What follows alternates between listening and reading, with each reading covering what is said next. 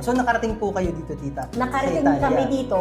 Buong pamilya na ba agad Buong yan? pamilya Or- agad. Kasi ang plano niya, hindi pwedeng isa lang. Paano yan? Recongiungimento familiare subito? Yung paano? Invitation? Hindi, agad. Yun, Petition? yung petition agad. Buong pamilya pinipili. Buong pamilya, apat. Malaking pera din yun, ha? Nung mga time na yan, hindi na natutulog si tito mo. Siyempre, bata pa Oo, eh. kaya pa. Kaya pa, oo. Laban din siya talaga. Kaya pa, oo.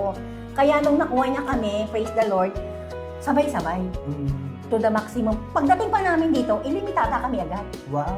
Wala na Swerte, kami no? pinagdaanan sa mga papeles na yung hirap talaga na magkaroon ka, o para magkaroon ka ng papel.